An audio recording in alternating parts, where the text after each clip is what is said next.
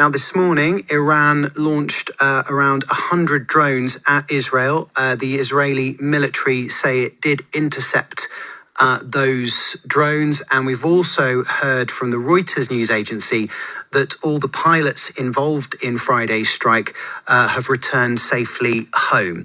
Let's speak live to Dr. Shany Mor, former foreign policy director at the Israeli National Security Council and currently a senior research fellow at the Britain-Israel Communications and Research Centre, currently in Tel Aviv.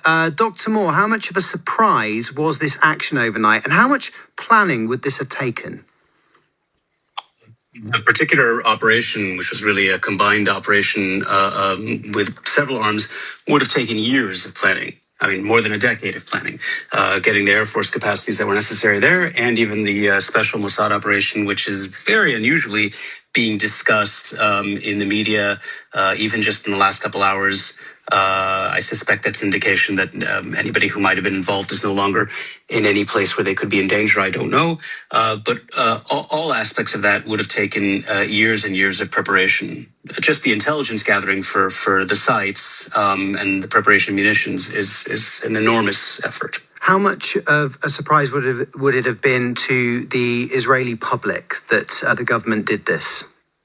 In the last couple of days, there's been a heightened tension, and particularly the American warnings in the last 48 hours to non-essential American personnel in Iraq and in Persian Gulf states to evacuate already had everybody here thinking that something could happen. Many people suspected that this was just the U.S. administration trying to up the ante or demonstrate its seriousness in the negotiations that have been continuing for the last 61 days between the United States and Iran. But in any event, something really did happen. We had reaction from Marco Rubio, didn't we, the US Secretary of State, saying that the US wasn't involved in this. Do you think that indicates some kind of rift, maybe, between Prime Minister Netanyahu and President Trump? On its own, no, it doesn't. I don't think there's ever been an Israeli offensive military action that the US was directly involved in, so this wouldn't be unusual. So at the moment, this is there's no sense that this is causing any diplomatic issues between the two countries.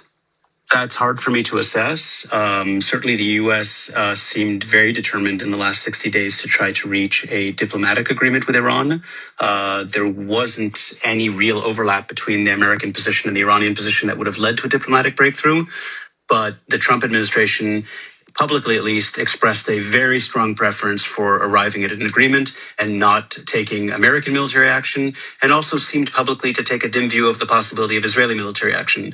Now, whether that was a genuine position or was a negotiating tactic or was even part of a deception operation leading up to this operation, it's hard to say.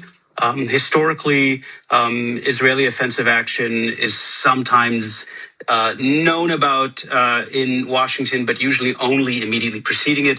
And that suits both countries well because the U.S. doesn't want to be responsible for Israeli action. And Israel, if it's determined to take an action, doesn't want to be granting other countries a veto over that.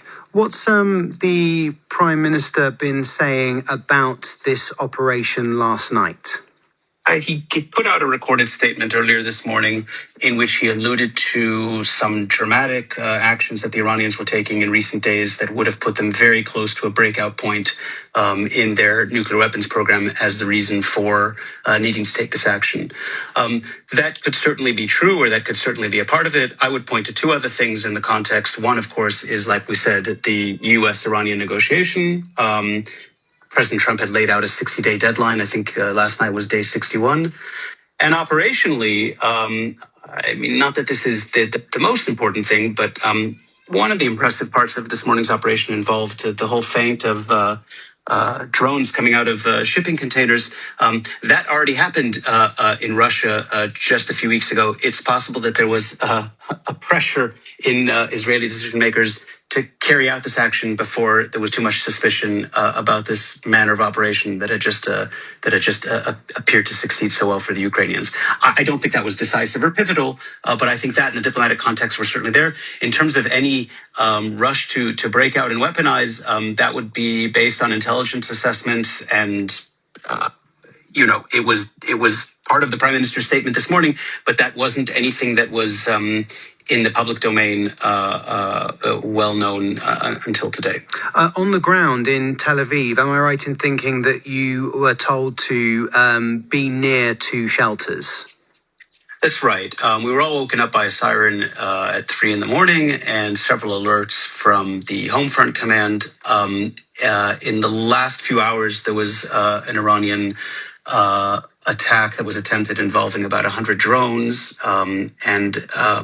Once it was ascertained that all 100 of them had been successfully intercepted, the general alert to stay near shelters was canceled.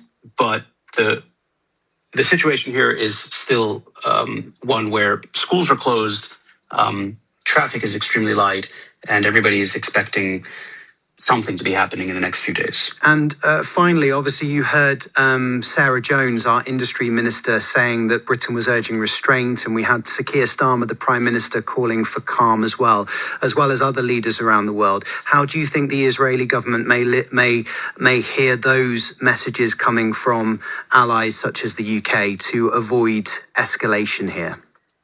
I don't think the Israeli government will react one way or another to anodyne statements that are put out for domestic consumption. I think Israel will care very much about the cooperation of its allies in operational affairs, and particularly if there's a repeat of the ballistic missile attack that the Iranians launched in April of 2024, and again in October of 2024.